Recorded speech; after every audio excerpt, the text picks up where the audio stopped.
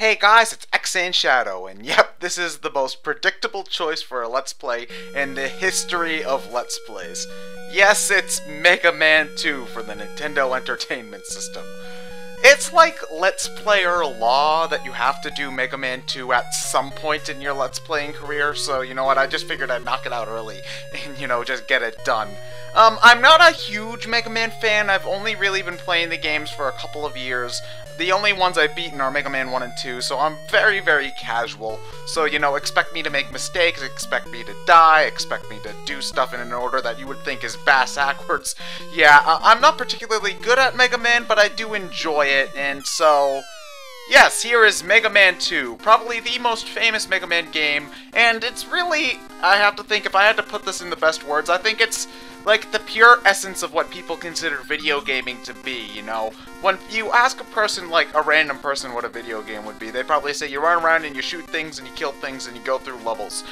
This is, Mega Man 2's a really, really good video game, even if there's not a whole lot of plot to it or anything like that, it's a very solid gameplay experience, and sometimes you just want that, and I think that Mega Man 2 does have a good place in this universe, Also, I am playing on normal mode because I am a pussy. So anyway, here is your character select screen. If you've never played a Mega Man game before, you can pick which level order you want to play all the levels in, so that's pretty neat. And so, I am going to be going after Woodman first. Yes, I know. Most people go after Metal Man first, but I like going after Woodman first because... well, for the first off, Metal Man's weapon is, like, the most broken weapon in the entire game, and that's usually why people go after him first. But, I actually like to play the game that I'm playing, so, I go after Woodman's first because his ability that you get after you beat him is useful, but it's not brokenly useful like Metal Man's is. And I like playing playing it in this order, so, you know what, just shut up. My order, my Let's Play. I do things however I want to, man.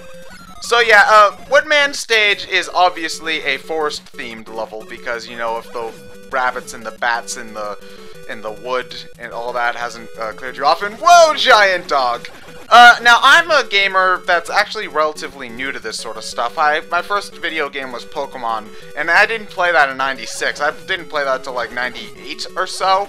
And even on top of that, my first home console was the N64, which I only had for like 2 years before upgrading to a GameCube.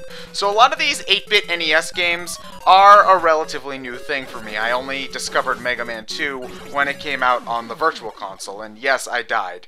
I told you guys I'm going to be dying every once in a while in this playthrough, although I don't think I do too badly for a casual Mega Man fan.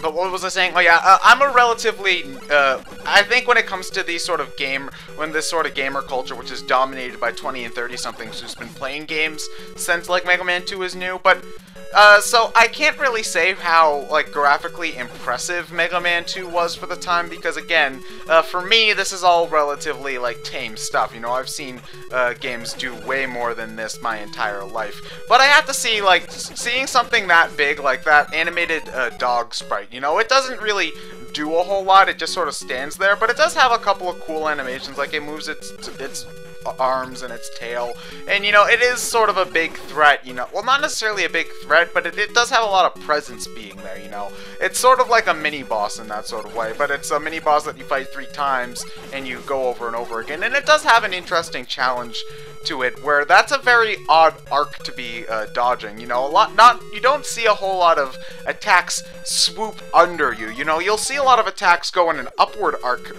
like a rainbow arc, but you don't see a lot of arcs going like that, so I feel like it's an interesting enemy to dodge, and even though you do fight it 3 times in a row, the terrain is different enough each time that I don't think it really gets old fighting those guys over and over again.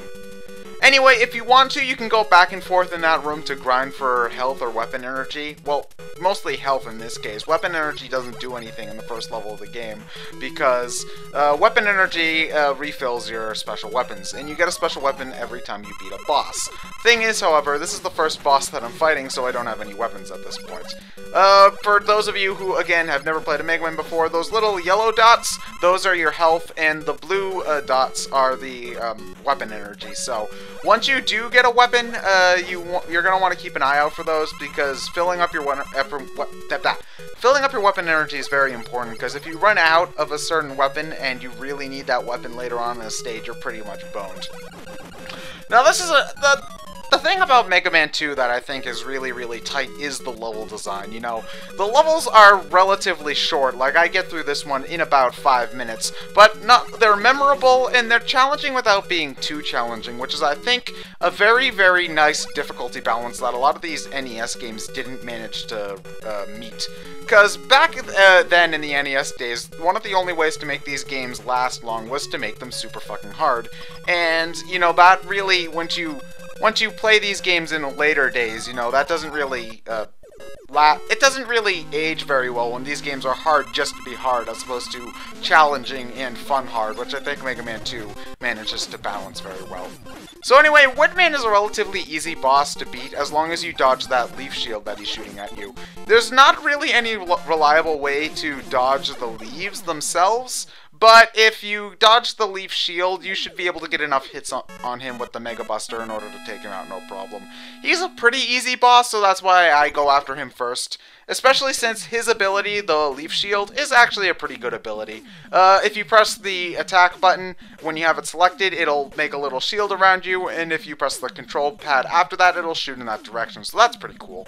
Anyway, next time we're going to be going to Airman stage. I'm ExandShadow, and I'll see you guys later.